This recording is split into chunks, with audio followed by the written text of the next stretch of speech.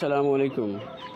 हमारी आज की वीडियो अयाम समानी पर है। तो दोस्तों, जैसे कि पिछली वीडियो में मैंने आपसे अर्ज़ किया था कि इंशाअल्लाह ताला अगली वीडियो हम अयाम समानी पर बनाएंगे। तो ये देखें, ये हमारे फार्म में अयाम समानी है। ये यूरोपियन ब्रीड है और ये आपको इनके पाँव में रिंग भी नज़र आ रहे होंगे। और बाकी जिनके पाँव में रिंग्स नहीं हैं वो इनके चिक्स हैं, यानी कि F1 चिक्स। और माशाल्लाह मेरे पास ये तकरीबन 24 बर्ड हैं, जिनमें से 11 फीमेल्स हैं और 14 मेल्स हैं। तो दोस्तों, अभी इनको मेरे पास 1 साल हो गया। तकरीबन 14 अगस्त 2021 को मैंने ये परचेज़ किए थे और 14,000 2022 को 1 साल हो जाता है हमारे पास इनको। तो वीडियो बनाने का और कोई ख़ास मकसद नहीं है।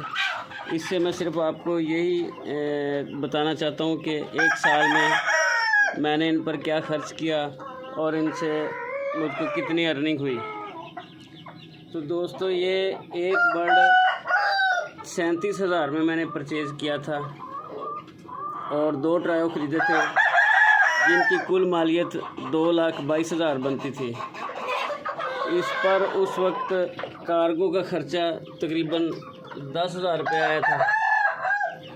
और उसके अलावा इसका केज जो हमने बनाया था वो उस पर तकरीबन 25,000 रुपये के इस केज 2 केज बने थे। एक चाइना का इनक्यूबेटर मंगवाया था, उसका तकरीबन 20,000 रुपये। इसी तरह 2 ब्रूडर बनाए जो हमने घर ही बनाए थे, तकरीबन उन पे 8,000 रुपये खर्चा। गैलीमून की वैक्सीन 3100 रुपये। इनकी फर्टिलिटी के लिए 1,000 रुपये की एक मेडिसिन आई थी, कैल्शियम विटामिन वगैरह जो अच्छी कंपनी के थे, वो 3500 के। मुतफरक खर्चा थी 3500 रुपये।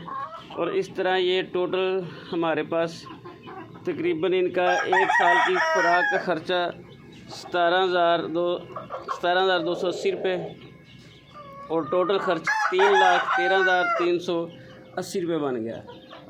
और दोस्तों, हमने ये शौक़ के लिए ख़रीदे थे और उसके साथ हमें उम्मीद थी कि जिस तरह का इनका ट्रेंड चल रहा था कि हमें बहुत अच्छी अर्निंग भी हो जाएगी इससे।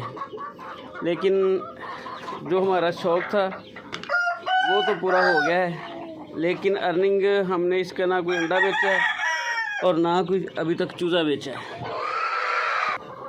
तो मोहतरम व्यूवर्स, जब हमने ख़रीदे थे तो हर तरफ इनकी बहुत ज़्यादा डिमांड थी।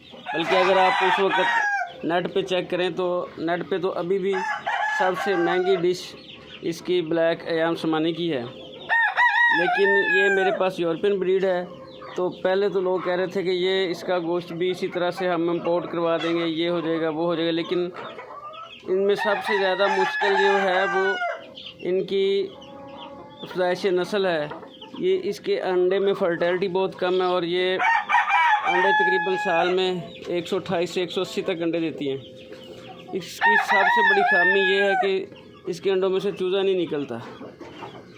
वो बहुत कम चूज़े निकलते हैं, जो निकलते हैं वो वीक बहुत होते हैं, उनमें से उनकी मोर्टेलिटी रेशो बहुत ज़्यादा है।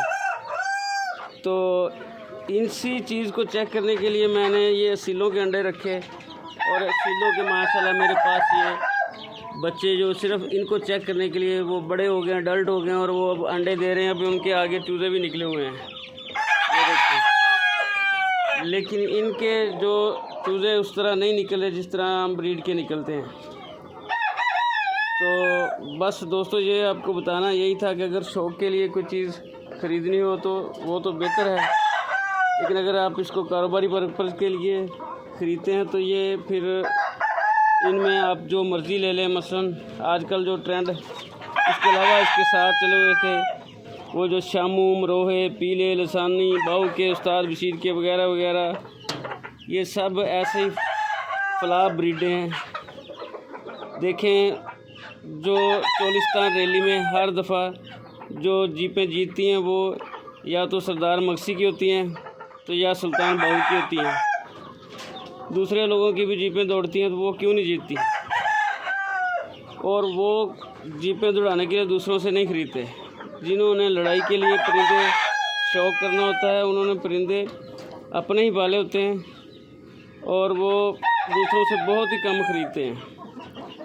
ये जो हमें ऐसे धोखे में डाला जाता है कि